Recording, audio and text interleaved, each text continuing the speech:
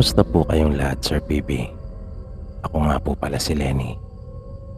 Nais ko lang po sanang ibahagi itong naging karanasan ko. Nangyari po ito nung namamasukan pa ako bilang reviser sa isang malaking kumpanya ng garments noon. Dalaga pa po ako noong mga panahong ito at nakikitira ako sa bahay ng tiyahin ko. Yung pabrika na pinapasukan ko ay malaki. Malawak din ito sa loob. At malapad ang bakanteng lote.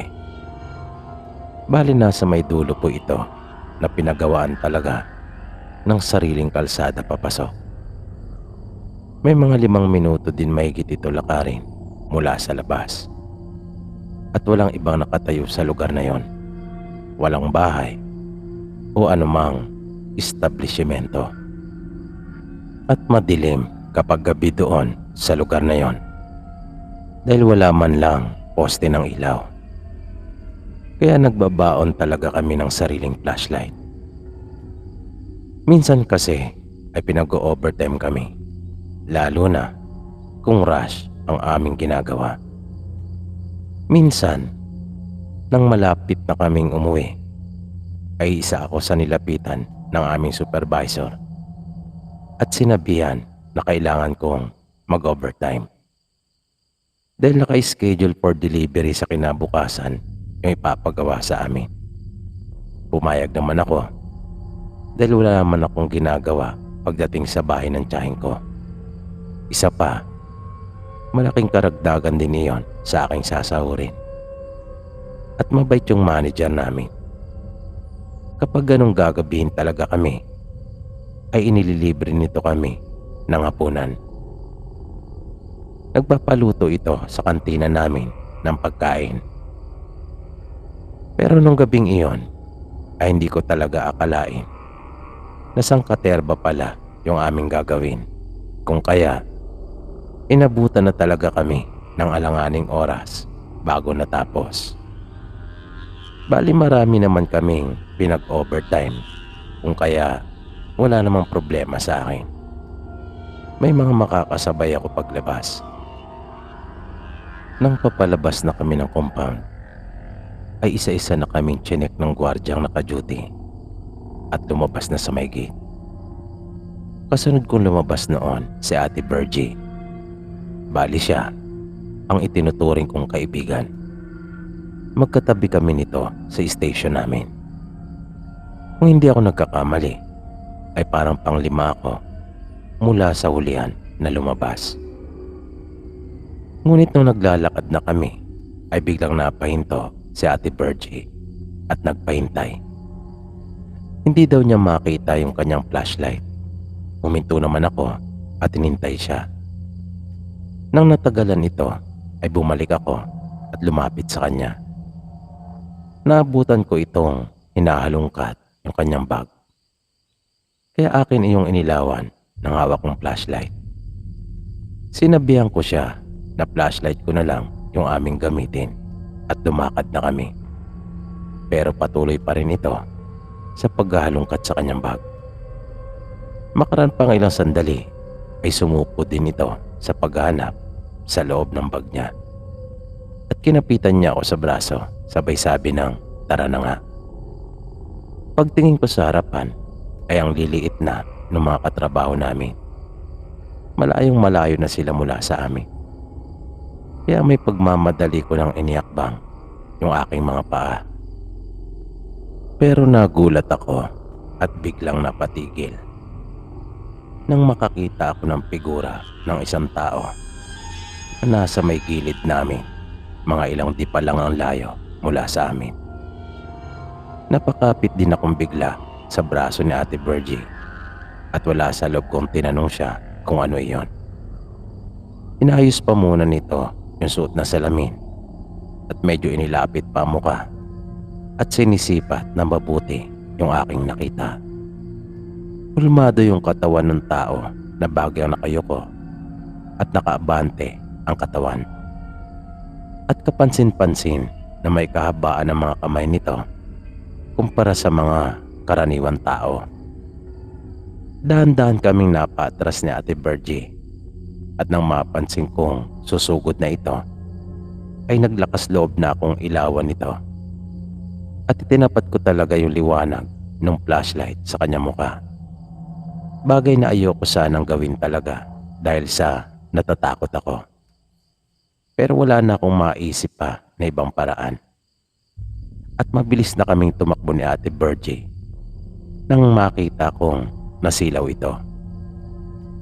Tumakbo kaming pabalik sa pabrika na ilang hakbang lang ang layo sa amin ng gate at humingi kami ng tulong.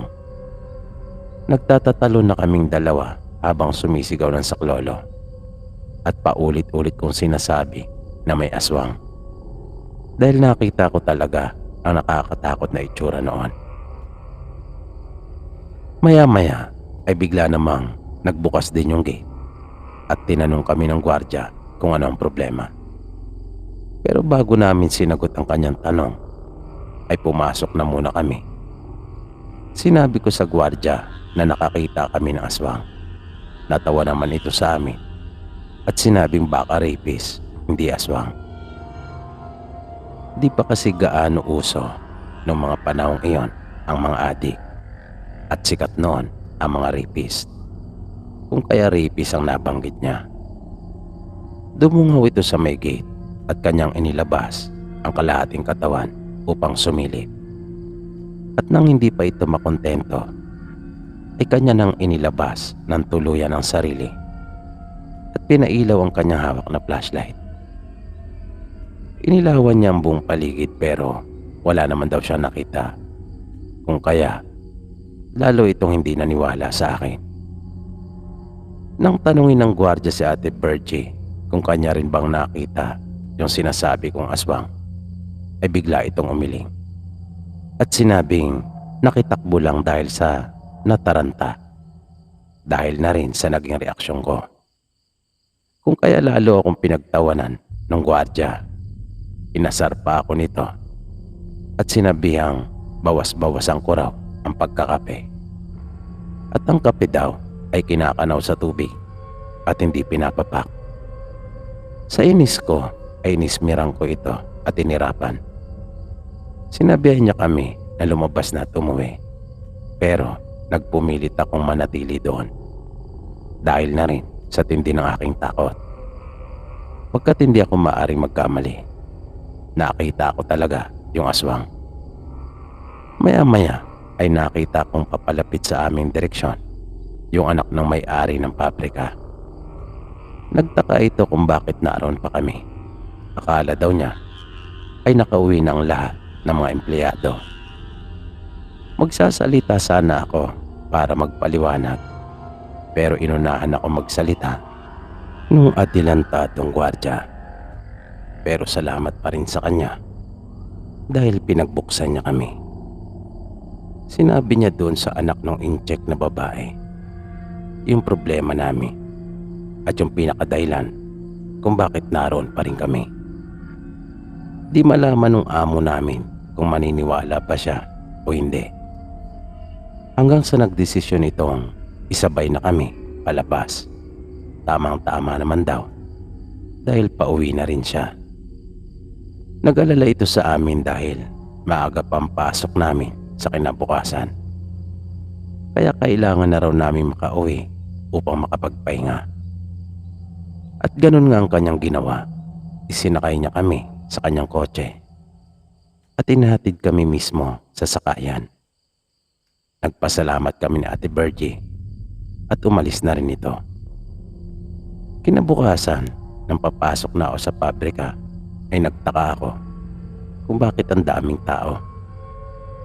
Narinig ko mula sa mga usap-usapan ng mga kapwa ko trabahador na pinatay daw yung gwardiya at love triangle daw ang nakikitang anggulo.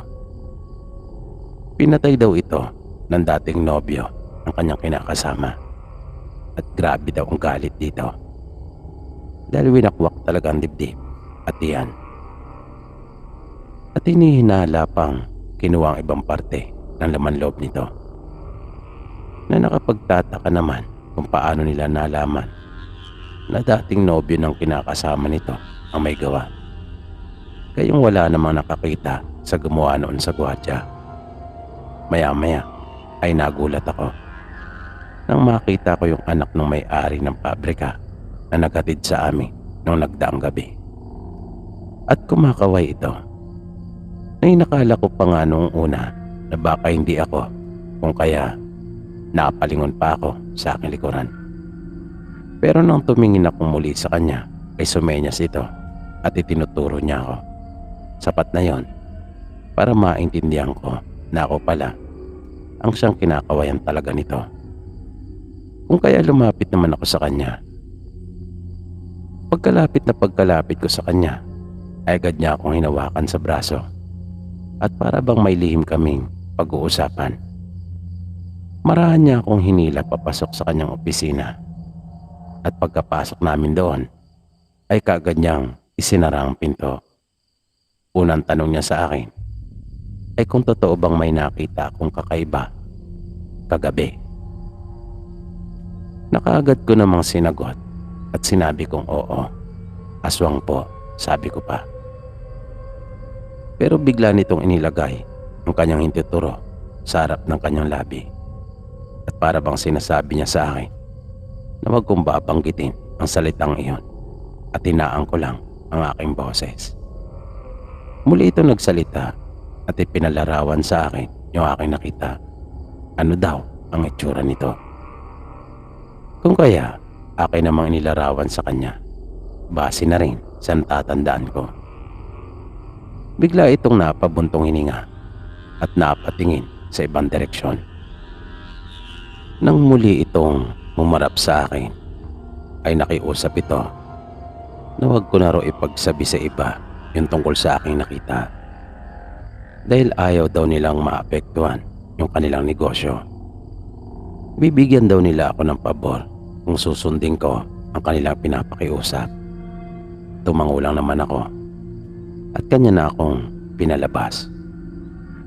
Nung araw na yon ay wala kaming naging pasok dahil nagsasagawa ng investigasyon doon sa lugar.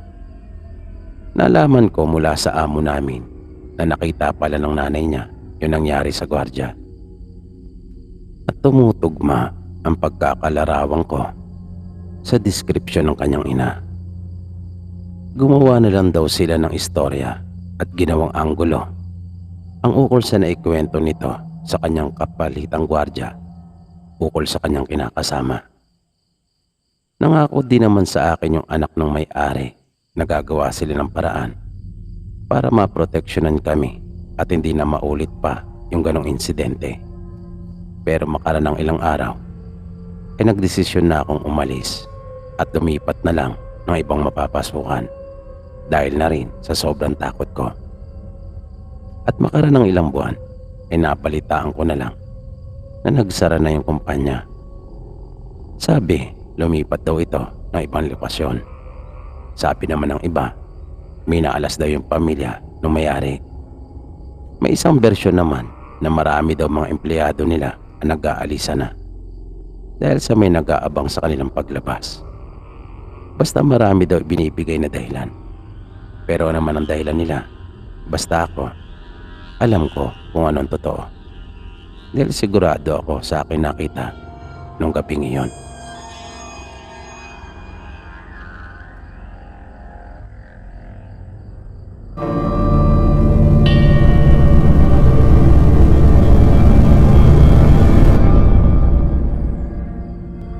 Magandang gabi po sa inyong lahat, Sir Pipi. Lalong-lalo na po sa inyong mga tagapakinig na katulad kong OFW. Itong ibabahagi ko pong kwento sa inyo ay hindi ko po personal na karanasan. Ito po ay nalaman ko mula sa aming nanay. Siya po talaga nagkwento nito sa amin noon. Si nanay po ay pinanganak at lumaki sa kanilang probinsya. Nakatira sila noon sa bulubunduking bahagi ng kanilang bayan. Isang liblib na lugar na kung saan yung mga bahay ay sadyang magkakalayo na kilo-kilometro ang pagitan. Ayon kay nanay, May isang pamilya doon sa bayan nila na pinaghihinalaan nilang may lahing aswang. Nagsimulang umugong ang balitang ito nang may nakakita sa kanilang padre de pamilya na nasa itaas ng puno na para bang nag-aabang. Pero nang unang marinig ng mga tao ang ukol sa balitang ito, ay hindi nila kaagad pinaniwalaan at tinanggap yung hinalang ito ay aswang. Paliwanag pa ng iba, baka naman may ginagawa lang ito at bahagi iyon ng kanyang trabaho sa pang-araw-araw. Pero sabi nung nakakita, nasa puno ito ng mangga na nung mga oras na iyon ay wala namang bunga. At ang ipinagtataka niya ay yung kakaibang kilos nito habang nakapatong sa malaking sanga. Magkaganon pa man, marami pa rin ang hindi naniwala at pinagtawanan pa ngayon tungkol sa bagay na ito. Marami din ang nagsabi na hindi totoo ang mga aswang at gawa-gawang kwento lamang. Ang iba naman sa kanila ay nagawa pang magbiro at sinabing ang aswang ay sa kanlurang bahagi lamang ng Kabisayaan, partikular na sa mga bayan na nasasakop ng malaking probinsya ng Panay at wala daw sa kanilang lalawigan. Pero ang iba naman sa kanilang kababayan ay naging mapag-obserba sa sinasabing mag-anak. Tuwing makikita o makakasalamuhan nila ang mga ito, ay kanila silang minamatyagan. Ano pat naging mapanuri ang ibang mga tao sa nasabing pamilya na iyon. At dahil sa pagiging mapanuri nila, kung kaya mas lalong tumibay ang kanilang paghihinala. Napatunayan nilang tama nga ang sinasabi ng una nilang kababayan na may lahing aswang nga ang mga ito. Dahil nadagdagan yung kanilang mga ebidensya na maaaring magpatunay at sumuporta sa kanilang paniniwalang aswang nga ang mag-anak. Sabi ng kanayo nila nanay, madalas umanong bumibili sa kanya ng kinatay na manok ang mga ito. Pagkat wala silang alaga, na nakapagtataka dahil halos lahat ng tao sa kanilang probinsya ay may kanya-kanyang alagang mga hayop. Yun kasi ang pinakabentaha kapag nakatira ka malayo sa bayan. Dahil malaya kang makakapagparami ng mga alagang hayop dahil sa lawak ng bakanting lupa. At hindi ka pa mairereklamo pagkat wala ka namang katabi. Kaya nagtataka sila kung bakit wala man lang alagang hayop ang mag-anak na iyon. At isa rin nilang kababaryo ang nagkwento na kinakain lang ng mga ito ng hilaw ang mga manok. At nung huli ay napapansin na nilang nagkakawalaan na ang kanilang mga alaga. Hinala nila, marahil ay hindi na kayang bumili ng inilalako at nauwi na lang ang mga ito sa pagnanakaw. Pero marami pa rin ang hindi naniwala at sinabing wala naman daw silang bakas na nakikita. Dagdag na paliwanag pa nila, kung talagang aswang nga ang siyang kumukuha ng kanilang mga alaga, dapat ay makikita nila ang mga nilapang katawan ng mga ito. Dahil sigurado umanong may matitira at matitira. Kaso kahit bakas o patak ng dugo ay wala. Pero sabi ni nanay, ang pamilya nila ay naniniwalang aswang nga talaga ang mag-anak na iyon dahil na rin sa kanilang ama. Paniwala kasi ng tatay nila, ninanakaw yung mga manok at sa bahay nila kinakain. Dahil hindi naman daw lahat ng mga aswang ay burara, paliwanag pa nito. At may ibinahagi pa ang tatay nila sa kanila. Pero bilin nito sa kanila hanggat maaari ay wag nang ipaalam pa sa iba. Dahil ayaw niyang muling bumangon ang panibagong hidwaan sa pagitan ng kanilang mga angkan.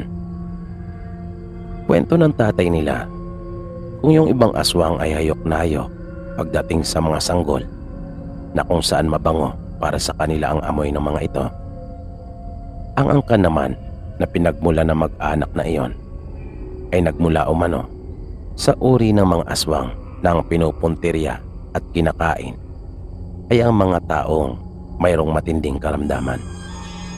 Ito umano ang mabango sa kanilang pangamoy, lalong-lalo na yung mga nakaratay na sa banig at bilang na ang mga araw. Dagdag pa ng tatay nila, ito ang dahilan kung bakit nakainkwentro nila dati ang angka ng mga ito. Binisita kasi ng mga ito ang bahay nila habang naghihingalo ang kanilang ama. Pinalitan ng mga ito at kinuha ang katawan. Dinala ng mga ito sa kanilang bahay at doon nila pinagsaluhan. Nagawa naman nilang maipagiganti ang ginawa ng mga itong kalapastanganan sa kanilang ama. Tumagal ang kanilang hidwaan, nagbabawian at nagpapalitan ng patay sa magkabilang panig. Ang buong akala nga daw nila noon ay magkakaubusan na talaga sila ng lahi. Pero nung huli ay humingi ang mga ito ng isang pagpupulong pagkat ayaw nilang tuluyang maglaho ang kanilang angkan. Maabang panahon na raw ang tinitiis nila mula sa pangapi ng mga tao at nais sila magpatuloy ang kanilang lahi. Dito nila naunawaan ang kanilang mga saloobin at inamin din naman nila yung kanilang naging pagkakamali nang gawin nila iyon sa naghihingalo nilang ama. Nagkasundo sila na itigil na ang patayan at paghariin ng kapayapaan sa kanilang pagitan. Nangako din ang mga ito na sisikapin nilang wag nang maminsala ng tao.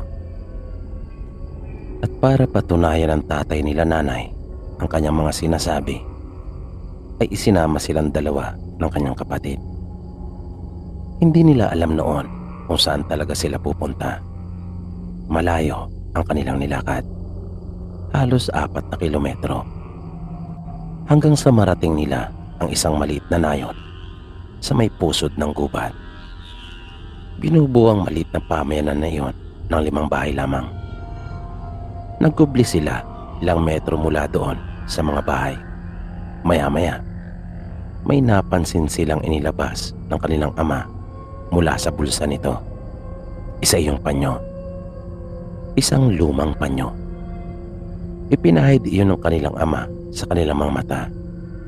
Nang magmulat sila, ay bigla nang nag-iba ang kanilang paligid. Iba na ang tingin nila sa mga bagay. At yung mga taong nakita nila kanina ay pawang mga naglaho. At ang kanilang mga nakikita na ay yung mga aswang na sinasabi ng kanilang ama.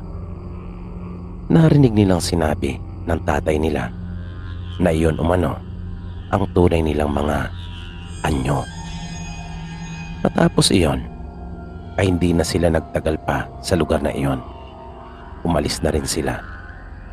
Ginawa lamang daw iyon ng tatay nila para patunayan yung lahat ng mga sinasabi nito sa kanila. Habang naglalakad sila nanay, kwento niya, hindi mawala sa kanyang isipan lahat ng kanyang mga nakita. Lalong-lalo na yung tungkol sa mahiwagang panyong iyon. Nanamangha talaga siya.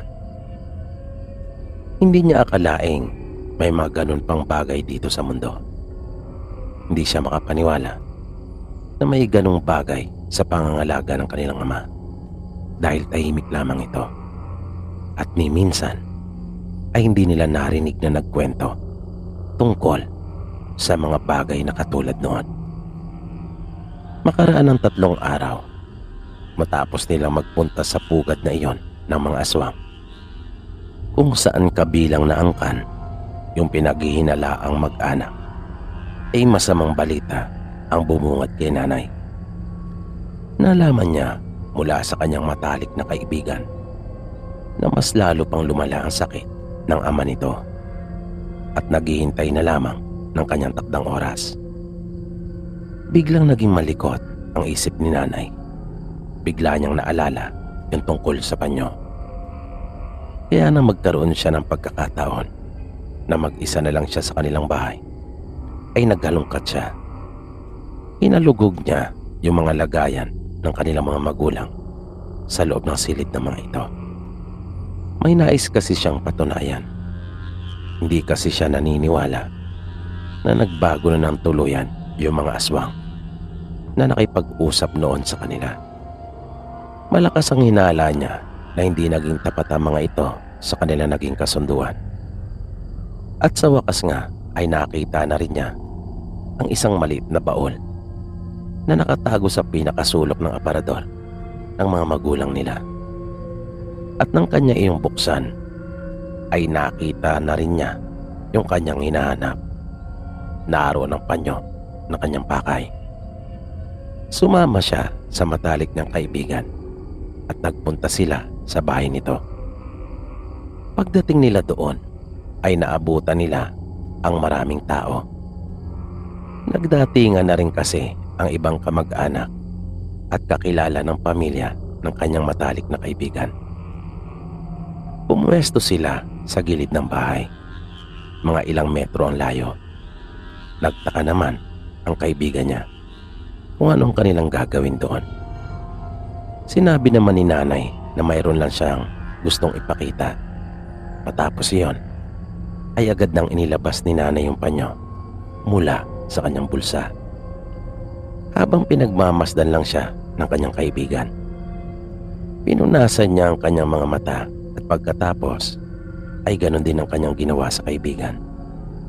Na nung una pa nga ay umalma ito dahil nagtaka kung ano ang kanyang ginagawa. Pero kinumbinsi niya ito at sinabing magtiwala at siya ang bahala. Pumayag naman ito nung huli at pagkatapos ay tinuro na ni nanay ang direksyon kung saan ito dapat na itoon ang kanyang paningin. At napaupo itong bigla sa lupa. Nang makitang mayroong nasa silong ng kanilang bahay, hindi ito makapaniwala. Pagkat kakaibang mga nilalang iyon. Mga nilalang na noon pa lamang niya nakita sa tanang buhay niya. Kitang-kita nila yung mga nakakatakot na aswang na naghahabaan pa ang dila ng iba sa mga ito na tila ba takam na takam doon sa katawan ng malapit ng malagutan ng hininga. Sinabi niya sa kanyang kaibigan ang dahilan kung bakit naroon ang mga iyon. Nang marinig naman ito ng kanyang matalik na kaibigan, ay nagmamadali na itong tumayo at tumakbo papunta sa kanilang bahay para balaan ang kanilang mga kaanak. Sumunod naman si nanay at habang tumatakbo ay paulit-ulit niyang binilinan ang kanyang kaibigan na huwag babanggitin ang tungkol sa panyo. Sinabi nga ng kanyang kaibigan sa kanyang pamilya ang ukol sa mga aswang na nag-aabang sa kanilang silong at nagbabalak na palitan ang katawan ng kanilang mahal sa buhay. Isang matandang babae naman na kanilang kaanak ang naroon na may nalalaman din pala tungkol sa mga ganong bagay ang nakarinig. At kaagad nitong ipinag-utos na kumuha ng asin. Nang iabot na nila ang asin sa matanda, ay wala na itong sinayang pa na sandali. At kaagad nang ibinuhos iyon doon sa sahig na kawayan, papunta doon sa silong. Matapos nila iyong gawin, ay tinanong sila ng matanda kung naroon pa ba ang mga aswang. Pero hindi sila sigurado dahil saglit lang naman ang epekto ng panyo. Pero wala na silang nakikita, sabi nila sa matanda. Dahil doon ay nagawa nilang mailigtas ang bangkay ng kanilang mahal sa buhay. Sa masaklap na maaaring mangyari dito, kahit patay na kasi para sa ating mga Pilipino o kahit sa kanino man siguro, ay mahalaga pa rin sa atin na mabigyan natin ng huling parangal ang ating mga mahal sa buhay na namayapa na. Pagka-uwi ni nanay sa kanila nung araw na iyon, ay kaagad naman niyang ibinalita sa kanyang ama ang ukol sa kanyang natuklasan. At tama siya sa kanyang hinala. Hindi nga naging tapat ang mga ito sa kanilang binitawang salita. Pero nagulat si nanay sa naging tugon sa kanya ng kanilang ama. Sinabi nitong ang mga bagong henerasyon ng mga aswang na ito ay sadyang matitigas ang ulo at mga palalo. Kaya hindi naman daw niya masisisi yung kanilang mga naging kausap noon. Dahil naging tapat naman ang mga ito. Sadyang hindi lang talaga mapigilan yung mga kalahi nilang bagong tubo. At isa pa, ayaw na raw niyang malagay muli sa panganib ang kanilang angkan. Kaya mas pinili na lang nitong baliwalain ang lahat ng mga sinabi ni nanay at manahimik. Pero dahil sa nangyaring iyon ay naging tradisyon na o nakagawian dun sa kanilang probinsya ang pagsasaboy ng asin sa tuwing mayroong namamatay. Kung minsan naman ay pinapalibutan ng asin ang katawan ng kanilang mahal sa buhay na namayapa. Hanggang dito na lang po, Sir PB, at manigong bagong taon po sa inyong lahat.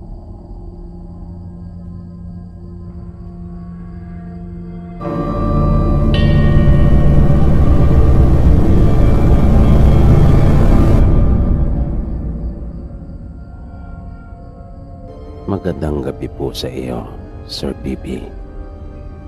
Tawagin mo na lang po ako sa pangalang Brian. Isa rin po akong OFW. Ang kwento ko pong ito ay matagal nang nangyari. Pero totoo po ito at nasaksihan ko po mismo. Yung kapatid po ng nanay ko noong mga panahong iyon ay binata pa lamang. At mahilig po talaga itong magpunta sa kung saan-saan. Minsan, umuwi ito sa bahay namin ng tahimik lang. At hindi po talaga umiimik. Sa amin po kasi siya nakatira noong mga panahong iyon. Nagtaka po talaga kami noon kung bakit napakatahimik niya. Hindi naman po kasi siya ganon at talagang masayahin. Lagi pa nga itong nagpapatawa. Pero nung mga oras na iyon, hindi talaga siya kumikibo. Kinagabihan noon, nagulat ako nang ako ay magising at makita ko siyang nakatayo doon sa may balkonahe ng bahay at hindi gumagalaw. Nang lapitan ko siya, nagtaka ako dahil nakadilat naman yung mga mata niya pero parang nakatingin siya sa kawalan at wala pa rin siyang kibo. Ihihisa na ako noon pero dahil nga sa nakita ko siya, kaya nilapitan ko muna. Tapos, ang isa pang bagay na nakapagtataka, bukod sa wala siyang katinag-tinag at parang hindi talaga kumukurap, ay napansin kong yung palibot ng kanyang mga mata ay nangingitim na. Kaya dahil doon, kahit plano ko nang pansinin siya, ay nagdalawang isip pa rin talaga ako. Sa halip, ay nagpunta ako sa kwarto nila nanay at ginising ko sila. Sinabi ko na naroon si Tio Ando na nakatayo sa may balkonahe at walang katinag-tinag. Magkasabay na lumabas sila nanay at tatay ng kanilang silid at agad na pinuntahan si Tio Ando. At maging sila ay nagulat nang makita nila ito. Wala talaga kaming kaalam-alam kung ano ang nangyayari sa kanya. Tinulungan nila itong dalhin sa kanyang kwarto at doon ay kanila itong iniga. Hindi naman ito tumutol o nagpumiglas. Parang wala ito sa kanyang sarili na naging sunod-sunuran lang din naman sa mga magulang ko.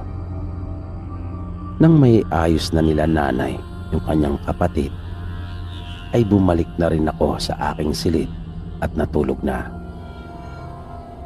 Pero bigla kaming ginulat ng malalakas na sigaw nung mga madaling araw. Di ko alam kung gaano katagal na akong nakatulog. Naalimpungatan talaga ako dahil sa malalakas na sigaw na iyon na aking narinig na nagmumula sa silid ni Tio Ando. At walang dudang siya yung sumisigaw. Pero napansin kong parang hindi niya boses iyon, pagkat malaki at garalgal. Akala mo nga ay galing sa ilalim ng lupa nagmumula yung tinig. Nakakakilabot talaga iyon. Na kahit ngayon, kapag akin yung naaalala, ay tumatayo talaga ang mga balahibo ko sa katawan. Naramdaman ko na lang yung mga nagmamadaling yabag papunta sa kwarto ni Tio Ando. Sila nanay, agad kong naisip. Kaya tumayo na rin ako at sumunod. Pero nagulat ako sa aking nasaksihan. Halos mabali ang dalawang braso ni Tio Ando dahil sa itsura noon. Para bang may kung anong pwersa na humihila noon papunta sa kanyang likuran. Pero parang hindi rin naman siya nasasaktan. At ang kanyang isinisigaw ay ang mga katagang, "Ako ang iyong paniwalaan." At hindi lang yon. Ang mas nakakakilabot pa ay yung sinasabi niya rin ng paulit-ulit na wala raw Diyos. Nangapal talaga ang mukha ko nang aking marinig iyon na namutawi sa mga labi ng kapatid ng nanay ko. Naisip kong nababaliw na yata ang kanyang kapatid. At may isa pa palang bagay akong natatandaan na talagang napakahirap paniwalaan kung hindi mo mismo nakita. Ito ay yung kanyang pagkakatayo na para bang may bumubuhat sa kanya o umaalalay. Dahil hindi siya talagang nakatayo ng tuwid. Nakapalis ang posisyon ng katawan niya na yung kanyang mga kamay ay parang hinihila palikod. Tapos yung kanyang mga paa ay bahagya lang na nakasayad sa kanyang higaan na katre. Na kung iisipin mo talaga ay para ba itong nakalutang. At yung kanyang mga mata ay puti ng lahat at walang tigil. Saka katuloy yung kanyang laway na napakalapot noon at hindi karaniwan. Pagkat bukod sa makapal ay parang gatas ang kulay. Sinubukan nila nanay na siya ay maihiga, na nung una pa nga ay nagpupumiglas pa ito. Pero kalaunan ay kanila din naman itong napasunod. Kahit ayaw ng mga magulang ko ay kanila itong ginapos. Tandang-tanda ko na Lunes Santo pa nga nung mismong araw na iyon. At matapos nga nilang maigapo si Tio Ando ay makailang beses pa itong nagpumiglas hanggang sa bigla na lang rin itong huminto. Bumalik na ako sa aking silid noon pero sila nanay ay nanatili sa kanyang silid at ito ay kanilang binantayan. Nang sumunod na araw ay nagpasya na silang patingnan na ito sa isang albularyo. Pero bago pa makapasok sa silid ni Tio Ando, yung matanda ay nagsabi na itong napakalakas umano ng puwersa ng kadiliman, na kung magpipilit siya ay baka iyon na ang kanyang kamatayan. Baka daw iyon na ang kanyang katapusan. Kaya humingi ito ng paumanhin at nagpaalam. Wala naman ang nagawa ang mga magulang ko, kundi ang hayaan ng umalis yung matanda. Nung araw na iyon, Martes Santo, ay kapansin-pansin na ang mga poknat ng chewing ko sa kanyang ulo. Dahil para ba itong galising aso na walang tigil sa pagkamot sa kanyang ulo.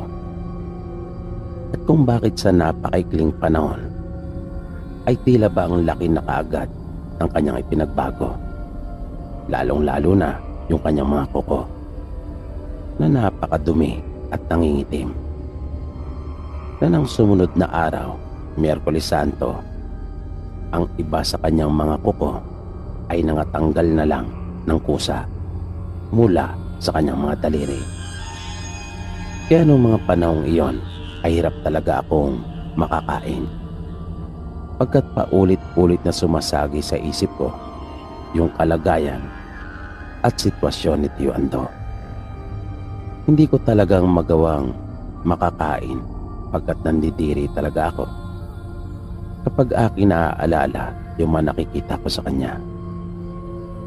At makailang ulit ko itong nakitang lumutang mula sa kanyang higaan na pinipigilan siya nila nanay at tatay. Nung huli ay nalalaman namin kapag sinasaniban na ito dahil nagsisimula ng magbago yung kanyang boses. Nagiging malaki iyon at garalgal. Bukod doon, may mga binabanggit ito na mga pangyayari o di kaya mga bagay na may kinalaman sa mga tao nakapalibot sa kanya. At ang nakakamangha, ito ay mga bagay na masasabi mo sikreto o di kaya mga pangyayari na tanging yung tao lang na yon ang siya nakakaalam. Kaya nasisiguro namin na may sumasanib na sa kanya kapag ganon. At hindi basta-basta ang sumasanib sa kanya. Dahil walang kakayahan ang mga karaniwang elemento patungkol sa mga ganong bagay. Pero ang Diablo ay may kakayang malaman kahit ang pinaka tinatago-tago mong sikreto. At ito ang paulit-ulit niyang binabanggit na dahil doon ay nagkaroon pa nga ng hidwaan ang mga magulang ko. Pagkat sinabi ni Tio Ando nang saniba na siya ng Diablo na may kinalolok ang babae ang tatay ko, na hindi talaga iyon pinalampas naman ng aking nanay. Kung kaya ilang araw din silang hindi nag-imikan. Nang Huwebes Santo na, may nilapitan si nanay na isa pang manggagamot. At sa pagkakataong iyon ay hindi ito natakot at sinabing gagawin niya ang lahat. Pero masasabi kong muntik na magkamali yung manggagamot sa pagtanggap ng obligasyon na iyon. Dahil hindi talaga biro ang kanyang karap. Kahit wala pa ako gaanong alam tungkol sa mga bagay na iyon, ay ramdam ko kung gaano kalakas yung masamang espiritu na lumulukob sa tiyuhin ko, na sa isang iglap ay nakita ko kung paano mapuni at magkasugat-sugat ang mga balat ng kapatid ni nanay, na hindi pa naman basta karaniwang sugat lang, na makikita mo talagang bumubuka iyon at malalim ang ginagawang iwa. At yung kanyang muka ay mabilis na humumpak at tila ba agad na nabulok ang kanyang mga ngipin. At kapag nagsasalita ito sa malaking tinig, ay nagtatalsikang talaga ang makapal na laway nito. Nung araw ding mismo na yon, Huwebes Santo, ay nakipagmatigasan yung manggagamot sa diablong sumasanib sa tiyuhin ko. Makailang beses ko itong narinig na bumigkas ng salitang Latin, pero ibinabalik sa kanya nung malaking boses na iyon, na nakikita talaga naming nanlilisik pa ang mga mata ni Tio Ando habang nagsasalita siya, na kanya ring sinasabi at ibinulgar yung mga maitim na lihim ng manggagamot. Pero hindi naman ito nagpadala at nagpatinag. Nakipagtos talaga siya doon sa diablo. Halos mapuno na ng kalmot ng tiyuhin ko yung paligid ng kanyang dingding dahil sa kanyang mga kuko na natitira sa kamay, na sa tuwing kanya iyong gagawin ay nangingilo talaga ang ngipin ko. At masasabi kong napakatuso at mapanlin lang nung sumanib sa tiyuhin ko, na nagsasalita pa ito sa napakaraming lingwahe. Kaya masasabi mo talagang hindi iyon karaniwan o pipitsuging elemento lamang tulad ng mga engkanto o maligno. Kaya nahirapan din talaga yung manggagamot. Nang sumunod na araw ay Biyernes Santo. Matindi ang naging sagupaan nila. Nagpapalitan sila ng mga salitang Latin na magtataka ka talaga. Pagkat paano namang nalaman ni Tio Ando yung mga ganon kung walang sumasanib sa kanya na siyang nakakaalam ng mga bagay na yon. Pero sa tuwing hawakan ng manggagamot yung sentro ng kanyang noo at uusalan, ay namimilipit talaga ang chewing ko at tumihina yung boses. Palatandaan na kanya ring iniinda iyon. Hanggang sa paaminin na ito na manggagamot tungkol sa kung ano ang tunay niyang pangalan. Pero matigas talaga yung sumanib sa chewing ko. Hindi niya talaga ito mapilit. At tinatawanan pa nga siya nito pagka minsan.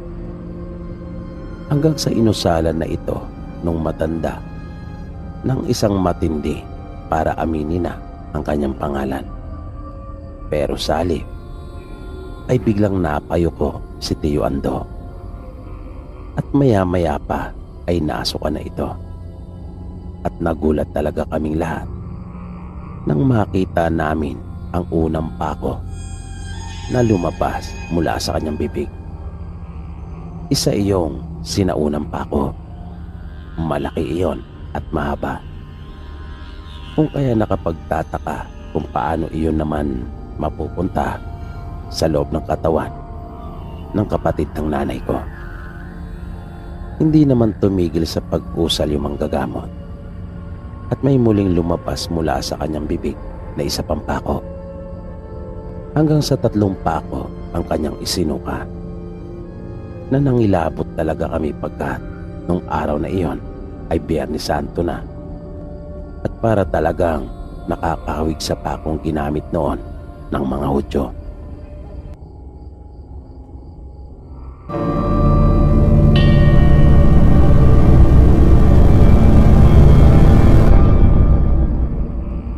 Kumusta po kayong lahat? At magandang gabi po. Ako po si Romel, isa ring OFW. At nais ko lang ring ibahagi itong nakakatakot na karanasan ko noong ako po ay bata pa. Ang pangunahin ko pong motibo kung bakit ko nais na ibahagi itong aking karanasan ay para makapagbigay aral po sa lahat na makakarinig nito, na umaasa ako na inyo itong kapupulutan ng aral. Nung mga panahong iyon ay nangungupahan pa lamang kami. Bali 2 palapag yung paupahan na yari lamang sa kahoy. Dekada 80 nang ito po ay mangyari. Bali sa itaas ay 4 na kwarto, pero 2 na lang ang may umuupa pagkat lumipat na yung 2 pamilya. Sa katabing kwarto naman namin ang umuupa ay yung matalik na kaibigan ng tatay ko na isang matandang binata. Madalas itong wala pagkat palaging nasa biyahe. Isa kasi siyang truck driver. Bali yung inuupahan namin ay nasa bandang dulo at walang ilaw yung pasilyo, kung kaya madilim kapag gabi. Kapag inuutusan ako ng mga magulang ko ay natatakot talaga akong dumaan doon. Pakiramdam ko kasi ay parang lagi akong may makakasalubong. Kung minsan naman naiisip ko na baka bigla na lang bumukas yung pinto ng mga bakanting kwarto at pagkatapos ay bigla na lang akong haplutin. Kaya ang ginagawa ko, binubuksan ko yung pinto ng inuupahan naming kwarto at kinakalangan ko para magbigay ng konting liwanag kahit papaano doon sa may pasilyo. At tumatakbo talaga ako kapag dumaraan doon Isang gabi, nang muli akong utusan ng nanay ko na bumili sa tindahan, ay nagulat talaga ako nang may makita akong figura ng isang babae na naroon sa may maliit na bintana ng pasilyo. Para iyong nakasilip sa may bintana at hindi iyon gumagalaw. Kaya natakot talaga akong umakyat. Ang ginawa ko, umikot ako doon sa may iskinita at sumigaw ako. Tinawag ko si nanay sa may bintana namin upang sunduin ako. Sinabi ko rin sa kanya na mayroong babae na nakatayo doon sa may bintana ng pasilyo. Nagalit ang nanay ko sa akin dahil kanina pa raw niya hinihintay yung pinapabili niya sa aking betsin. Pero sinundo niya pa rin ako doon sa may hagdanan. Pinagalitan niya ako at sinabing wala namang babae na naroon. At doon siya nakatayo mismo sa kung saan ko sinabi na may babae. Pagpasok namin sa loob ay pinagsabihan niya ako na iwasan ko ng manood ng mga palabas sa telebisyon dahil kung ano-ano na raw yung pumapasok sa isipan ko. Gustuin ko mang ipaglaban at ipagpilitan kung ano yung aking nakita, ay hindi naman ako binigyan ng pagkakataon ni nanay. Kung kaya, nanahimik na lang ako. Minsan, nang magkaroon ng pagpupulong yung mga guro namin sa paaralan, ay maaga kaming pinauwi. Sa takot ko na umakyat doon sa bahay namin, ay minabuti ko na lang na makipaglaro muna sa mga kaibigan ko sa labas. Hanggang sa makaramdam na ako ng gutom. Sinubukan ko pa yung tiisin pero makalipas lang ang halos isang oras ay hindi ko na talaga kinaya. Kaya naisip kong umakyat na doon sa inuupahan namin. Naisip ko na bahala na. Nilakasan ko yung aking loob. Pero nang nasa harapan na ako ng hagdan, ay bigla akong natigilan. Nagdalawang isip ako. Bigla akong kinabahan. Kaya bumalik ako at niyaya ako yung isang kaibigan na magmeryenda. Para hindi niya ako asarin at kantsawan, hindi ako nagpalata na natatakot ako, kung kaya nagpasama ako sa kanya. Nang nasa harapan na kami ng pintuan nung inuupahan namin, ay nagmamadali ko nang kinuha yung susi na nasa aking bulsa at binuksan yung kandado. Nang nakapagmeryenda naman na kami, ay nagpaalam na siya sa akin at bababa na raw siya. Hindi ko naman na siya pinigilan pa at hinatid ko siya sa harapan lang ng pinto namin. At isinara ko na kaagad yung pinto. Makalipas ang ilang minuto, bigla ako nakarinig ng mga yabag. Tumayo ako at ininaan ko pa yung TV para marinig ko yung mabuti. At totoo nga yung aking narinig. Mga yabag iyon na para bang nagpapabalik-balik doon sa may pasilyo. Nung una ay para lang iyong naglalakad, pero habang tumatagal ay tumatakbo na iyon.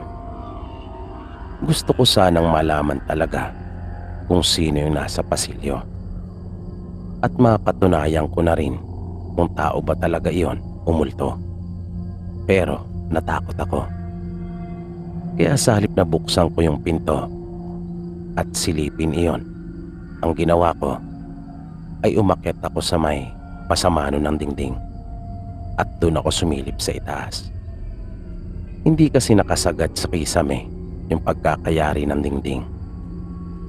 May mga kahoy lang na inilagay na magkakatabi na siyang nagsisilbing mga harang sa puwang noon sa itaas. At nagulat talaga ako pagkat wala akong nakitang naroon sa may pasilyo. Kaya takang-taka talaga ako at nangilabot dahil patuloy ko pa rin naririnig yung mga yabag. Mabilis akong bumaba at nagpunta sa may sala. Makaraan ng ilang oras ay dumating na rin ang nanay ko. Nagsumbong ako sa kanya. Wala akong sinayang na sandali. Sinabi ko kaagad kung ano yung aking nasaksihan. Pero nagalit siya sa akin. Dahil hindi pa nga raw siya nakakaupo at pagod na pagod pa sa trabaho, ay sinalubong ko na kaagad siya ng maganong uri ng kwento. Aaminin kong may kasalanan din naman ako. Kung kaya, hinayaan ko muna siyang makapagpahinga.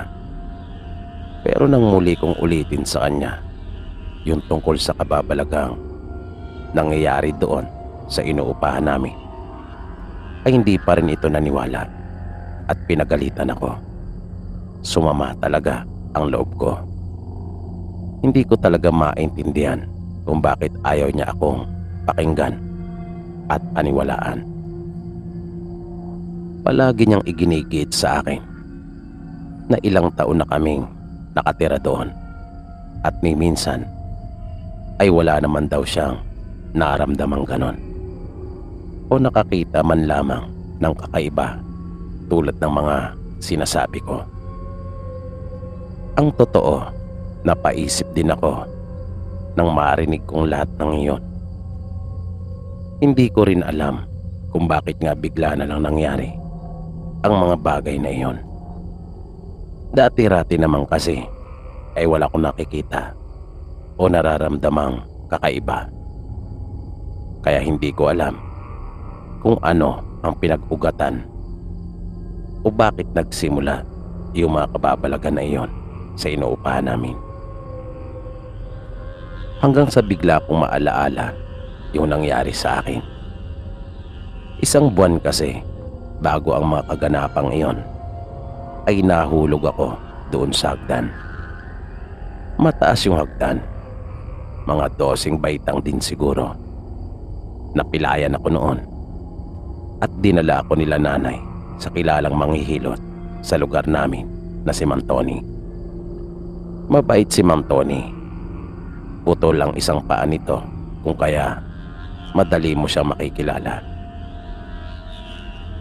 Habang hinihilot niya ako noon, ay may itinanong siya sa akin.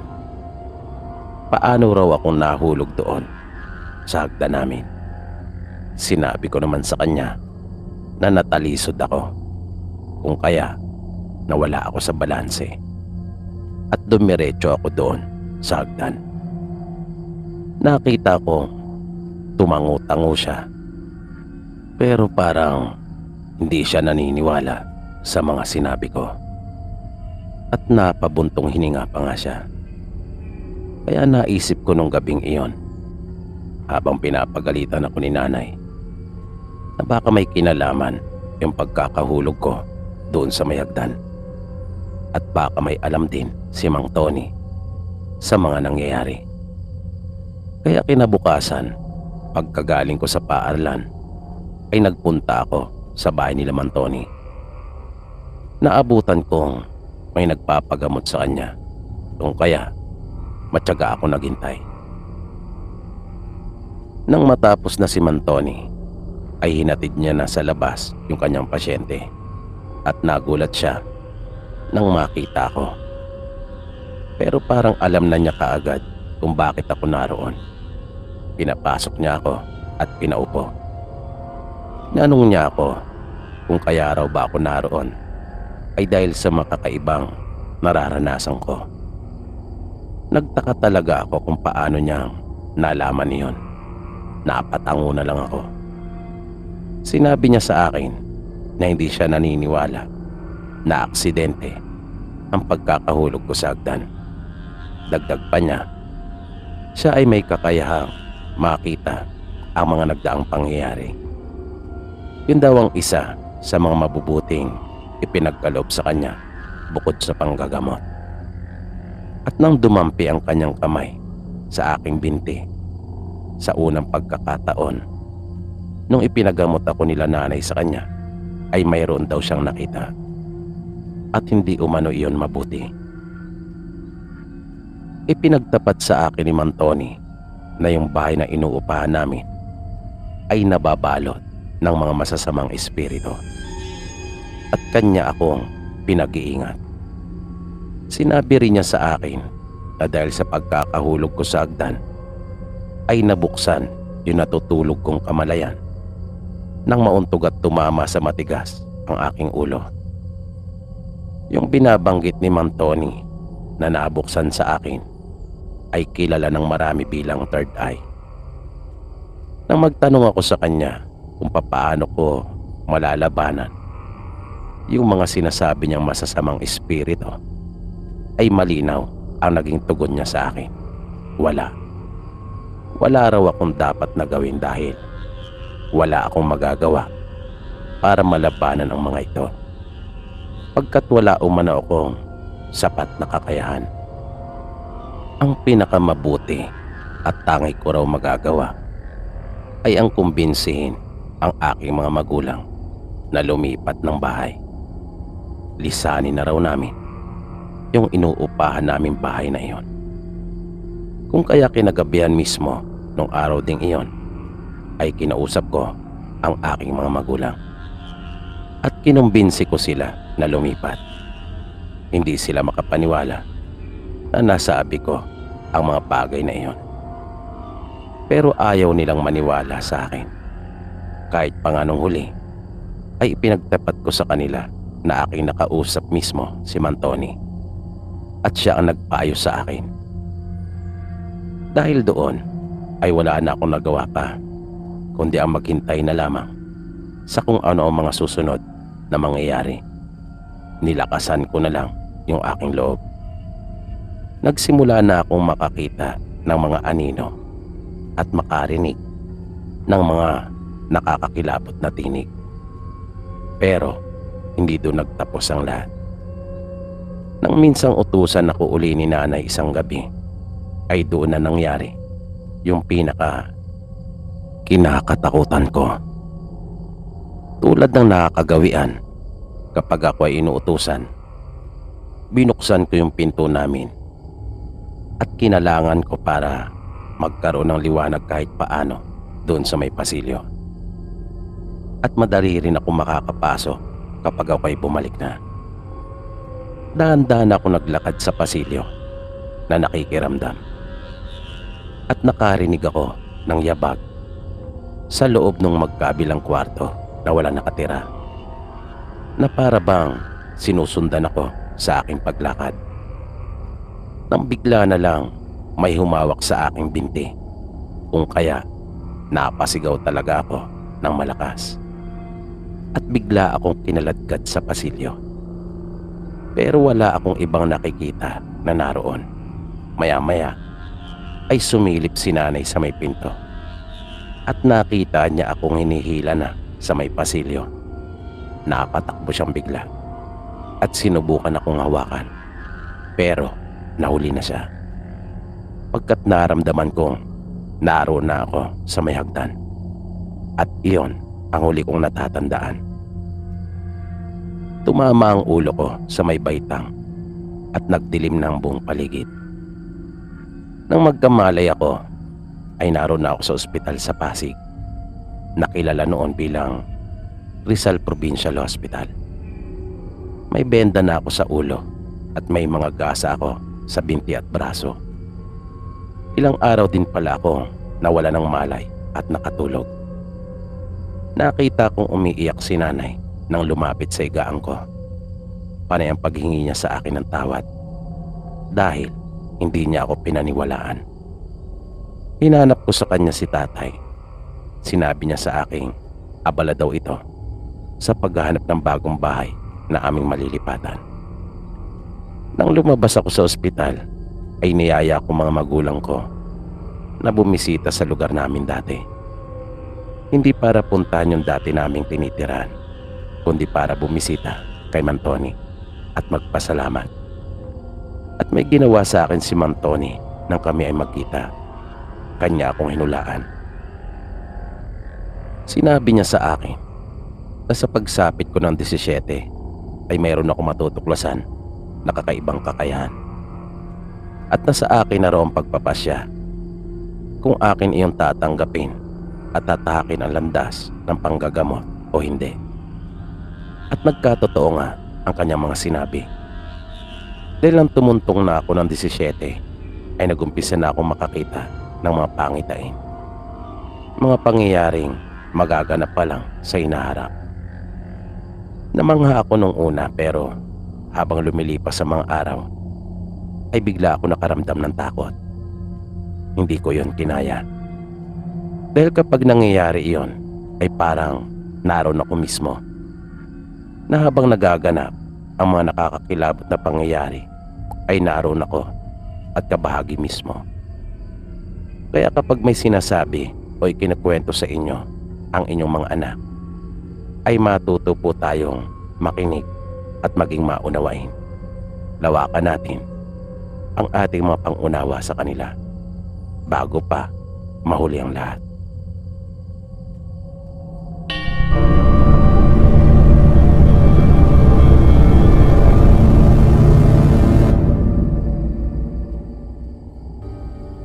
Ayon sa nagpadala ng kakaibang karanasang ito, isa rin siya sa masugid nating tagapakinig na halos kalahating taon na ring nakasubaybay sa ating programa. Sabi niya, siya man ay lumaki din sa probinsya at mahigit 40 anyos na sa kasalukuyan. May ilan siyang mga naranasang nakakatakot nung siya ay nasa probinsya pa. Isa na rito ay nung maiwan sila magkakapatid sa bahay nang magpunta ang kanilang mga magulang doon sa kanilang kaanak sa kabilang bayan. 3 sila noon na naiwan sa kanila. Bali pangalawa ang ating sender sa kanilang magkakapatid. Natatawagin na lang natin sa pangalang Emong. Ang bunso nila noon ay si Kado at ang panganay naman ay si Iking. Paggabi na ay wala pa rin ang kanilang mga magulang. Kaya pagkatapos nilang mag-igip ay nagsibak na rin sila ng karagdagang panggatong. Sila na lang ang maghahanda ng kanilang hapunan. Nang unti-unti nang kumakalat ang dilim, ay nagsindi na sila ng lampara. At nang makaluto na ng kanilang pagkain, ay kumain na sila. Matapos iyon, ay naupo si Emong at Kado malapit sa bintana. Inabangan nila yung pagdating ng kanilang mga magulang, habang si Iking naman ay abalang-abala na hinuhugasan yung kanilang mga pinagkainan. Nang bigla na lamang naramdaman nilang nauga ng malakas ang halos kabuuan ng kanilang bahay. Bagaman yari lang ito sa ilang kahoy at kawayan, ay matibay naman ang pagkakayari at hindi basta-basta mauuga ng ganon-ganon na lamang. Katunayan ay saksi na rin ang bahay nilang iyon sa ilang mga malalakas na bagyong dumaan, pero hindi naman iyon nabuwal. Katunayang matibay ito. Kaya nagtaka sila kung ano ang dahilan kung bakit nauga iyon ng ganon. Napadungaw pa nga noon sa bintana si Emo na kanyang inilabas ang ulo upang sumilip, pero wala naman siyang nakita. Pagkaraan noon ay nasundan iyon ng tila ba mga tuyong dahon na natatapakan. Rinig na rinig nila iyon dahil sa tahimik ang gabi, at tanging mga kulisap lang naman at kuliglig ang kasalukuyan noong humuhuni. Kaya mabilis nilang naisip na mayroong tao na naglalakad. Pero kinabahan si Emo dahil naisip niyang kung tao nga iyon, di sinsanay tumawag na ito. Wala kasi silang alagang aso noong mga panahong iyon, kaya walang kumakahol para magbigay sa kanila ng palatandaang mayroong tao. At dahil nga sa hindi magandang pakiramdam na iyon ni Emo, kung kaya mabilis niyang ibinaba ang bintana at isinara iyong mabuti. Ang sara noon ay 2 kawayan na isinusuot sa lubid. Nang makita naman siya ng kanyang Kuya Iking, ay mabilis naman itong tinakbo yung kanilang pintuan upang tiyaking nakasara din iyong mabuti. At pagkatapos ay inaya sila nito doon sa kanilang silid. Naisip niya marahil na mas ligtas sila doon, pero nagkamali siya dahil bigla na lang kumalabog yung isang bahagi ng dingding. Nakapwa sila na patingin ng sabay-sabay na magkakapatid. Buti na nga lang, bagaman yari lamang sa pawid ang kanilang dingding, ay nasusuporta naman ito ng makakapal at malalapad na tabla paikot. Yun nga lamang, ay may mga pagitan nito na kasya ang kamay ng tao. Nang makita nga nila na tila ba binabayo yung isang bahagi ng dingding nila doon, ay nagpasya na silang lumabas ng kanilang kwarto at nagpunta na lamang sila doon sa may sala. Pero nakita naman nilang umuuga yung kanilang pintuan na tila ba mayroon ding nagpipilit na makapasok doon. Kaya naisip nilang hindi lamang isa yung nasa labas. Nung puntong iyon ay abot-abot na ang kaba nilang magkakapatid. Napapasigaw na sila noon na nagtatanong kung sino ang mga ito at kung ano ang kanilang pakay. Pero hindi naman sila sumasagot. Sinubukan din nilang sumigaw na nanghihingi ng tulong sa pag-asang baka may mapadaan at matulungan sila. Ngunit bigo silang magkakapatid. Nagpatuloy pa umano ng ilang minuto yung ganong tagpo na umiiyak na ang kanilang bunsong kapatid dahil sa matinding takot na nararamdaman ito. Kaya humawak na si Emo at ang kanyang Kuya Iking ng itak. Nasabi nila sa kanilang sarili na bahala na. Nang bigla na lamang may lumusot na kamay doon sa dingding. Maitim iyon na mabalahibo, ngunit sigurado silang kamay iyon ng katulad ng sa tao. Ngunit may mahaba iyong mga kuko na dahil pa nga sa haba noon ay nakabaluktot na ang mga ito. Makapal ang mga iyon at matutulis paglalarawan pa ni Emo. Nang lumusot iyon sa pagitan ng 2 tabla, nang mabutas yung pawid at nabali yung kawayan na suporta nito, ay nahawakan noon ang kanilang bunsong kapatid na si Kado, na napahiyaw ito ng todo dahil sa sobrang pagkagulat at takot. Mahigpit ang pagkakahawak nito sa kanilang kapatid at pilit na hinila papunta sa gilid ng dingding. Mabilis namang kumilos si Emo at maagap na nahawakan si Kado, habang si Iking naman ay mabilis iyong tinaga. Pero para umanong makapal na goma iyon sa sobrang tigas, na nakita pa nilang tumalbog lamang yung matalas na itak ng tumama sa braso noon. Pero binitiwan naman ito si Kado.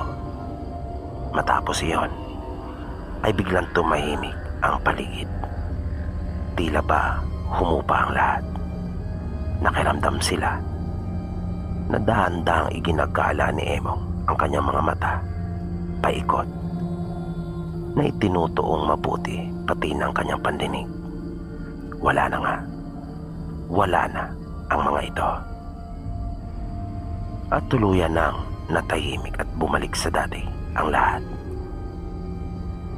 Pero nang mabaling ang kanilang paningin sa kanilang kapatid, ay nakita nilang nakahiga na ito sa lupa at nawalan ng malay. Pinagtulungan nila itong ipinasok sa kwarto at nang mahiga ay nagpainit sila ng tubig. Kanilang pinunasan ang kapatid. Napansin nilang humihinga naman ito at mayroong pang pulso. Naisip nilang marahil ay dala lamang ng matinding takot na naranasan nito, kung kaya bumigay at nawala ng malay. Kaya naisip rin nilang marahil ay nagpapahinga lamang ito. Nang matiyak nila Emong na payapa na ang lahat, ay nahiga na rin sila at nakatulog na rin. Kinaumagahan, madilim-dilim pa nang magising si Emong dahil sa malakas na pagsigaw ng kanyang kuya Iging. Mabilis siyang napabalikwas at napabangon. Nakita niya ang kanyang kuya na nasa tabi ni Kado at niyayakap ito. Wala na ang kanilang bunsong kapatid. Nangingitim na ang mga kuko nito at putlang-putla na ang mga labi. Naanimoy wala ng dugo. Malamig na rin ito ng kanyang mahawakan. Matinding kalungkutan ang naramdaman ni Emong. At parang hindi pa siya makapaniwala na totoong nangyayari iyon ng mga sandaling yon. Napahawak pa siya sa kanyang ulo. Napilit hinahanapan ng sagot kung paano nangyari iyon sa kanilang kapatid. Talagang ipinagtaka nila iyon ng kanyang kuya Iging. Halos magtatanghalian na nang dumating ang kanilang mga magulang. At laking gulat ng mga ito nang makita ang walang buhay nilang anak na si Kado. Naroon na rin ang ilan nilang mga kababaryo at kaanak na hiningan ng tulong ni Emong. Noong mga panahong iyon, bagaman uso ng imbalsamo, ay hindi naman makapunta yung imbalsamador na tagabayan sa kanila dahil sa sobrang layo. Kung kaya ang kanilang mga patay ay nakahiga lang sa banig habang ginagawan ng ataol. At hindi na lang nila pinapatagal upang hindi bumaho. Base sa mga usap-usapan habang inihanda ang kabaong ng kapatid nilang si Kado, luba umano talagang delikado yung mga aswang na dumali sa kanilang kapatid. Sabi pa ng mga taong naroon, ay bihira naman umano umatake ang mga ito. Ang huling pangyayari pa nga na kanila umanong natatandaan na katulad noon ay mahigit 20 taon na umano ang nakakalipas. Pero siguradong may pumapanaw kapag bumababa ang mga ito upang umatake. Dahil kung hindi ka man nila makuha, sa hawak pa lang ay tiyak na ikamamatay mo na. Ang sunod na naranasan ni Emong ay nung mayaya naman sila ng kanyang kuya Iging sa isang handaan. Kung hindi raw siya nagkakamali, ay binyagan niyon. Tanghaling tapat nang dumating silang magkapatid doon sa okasyon. Nagkakarami na ang mga tao at abala nang kumakain. Kamag-anak ng kanilang ina yung nanay ng batang bininyagan. Bali pamangkin nila Emong yung bata. Pagdating nila ay agad naman silang inasikaso at pinakain. Habang kumakain sila ay napasulyap si Emong sa kanyang likuran. Hindi rin niya alam kung ano nagtulak sa kanya upang gawin iyon. Basta naisipan lang niyang lumingon sa kanyang likuran. At doon niya nakita ang isang di pa naman katandaang babae na nakatayo at tinitigan siya ng masama. Na sa palagay ni Emo ay kanina pa talagang nakatitig sa kanya habang siya ay nakatalikod. Kaya ipinagtaka niya iyon dahil sa hindi naman niya ito nakikilala. Ang totoo nga ay noon pa lamang niya ito nakita. Binawi niya yung kanyang pagkakatitig sa babae at ibinalik na ang atensyon sa pagkain. Di na lang niya pinansin iyon. Inisip na lang niyang marahil ay napagkamalan lamang siya nito. Kaya ipinagkibit balikat na lang iyon ni Emo. Nang bigla siyang may napansin sa kanyang kinakain. Kung bakit tila ang kunat ng pagkain na nasa kanyang bibig. Kanina pa niya iyon nginunguya pero parang walang pag-asa na kanya iyong madurog. Kaya pasimple niya iyong iniluwa. At nagulat siya nang bumagsak iyon sa lupa. Sigurado siya sa kanyang sarili na balat iyon ng tao. Sariwa iyon at tila sa parting ari iyon nagmula, kung kaya napakakunat. Napatayong bigla si Emo at nang marating niya ang kasagingan ay pinilit niyang dukutin ang lalamunan upang sumuka. Napahawak siya sa isa sa mga punong naroon habang inilalabas ang kanyang kinain. Habang patuloy siya sa ginagawang pagsuka ay napansin niyang may paparating. Nakita niya yung mga paang papalapit sa kinaroroonan niya at nang mag-angat siya ng kanyang muka ay bagya pa siyang napatras nang makita ang babae na nasa kanyang harapan. Nakakatakot ang mga mata nito na ang liit ng itim na bilog at ngumisi ito na nakakaloko. Kung kaya lumitaw yung mga sira-sira, marumi at nabubulok na mga ngipin nito. At inalis pa nito yung nakapandong na belo sa kanyang ulo. Kung kaya tumambad kay Emong yung parang naaagnas na ulo nito na mayroong malaking sugat at tila ba nalalagas ang kanyang mga buhok. Dahil sa mga nakita ay napatakbo si Emong pabalik doon sa handaan. Niyaya niya ang kanyang kuya Iking na umuwi na sila. Na ipinagtaka naman ng isa at tinanong siya kung bakit. Sinabi naman ni Emong na tsaka na lang niya sasabihin. Ang mahalaga raw ay ang makaalis na sila mula roon. Pero hindi pumayag si Iking, kung kaya wala ding nagawa si Emong kundi ang manatili doon at hintayin ang kapatid na balak pa yatang makipag-inuman, kung kaya ayaw pang umuwi. At gano'n na nga ang nangyari. Nakipag-inuman si Iking na dahil sa maiinip lang rin naman si Emong sa kahintay sa kanyang kuya, kung kaya naisipan niyang makitagay na rin. Habang nakikipag-inuman sila ay biglang sumulpot na muli sa harapan ni Emong yung babae. Pero mga ilang dipa ito mula sa kanila. Natigilan si Emong at hindi kaagad na inom yung kanyang tagay. Pero kakaiba ang kanyang nakita noong sandaling iyon. Ibang-iba kaysa sa kanyang nakita noong una. Bumata ang babae at tila gumanda. Nawala yung mga sugat at kuminis din yung kanyang mga balat.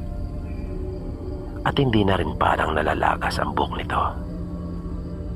Sigurado si Emong na hindi pa siya lasing noon sapagkat nakakailang tagay pa lamang siya.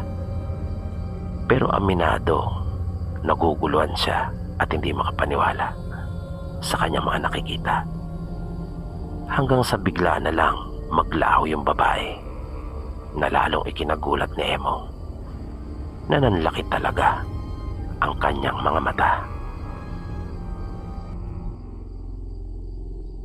Dito po pansamantalang nagtatapos ang ating programa. At sana po'y inyong nagustuhan ang kwentong ating itinampok sa pagkakataong ito. Sana po ay patuloy niyo pang subaybayan ang mga susunod pa nating kwento. Maraming salamat po at hanggang sa muli.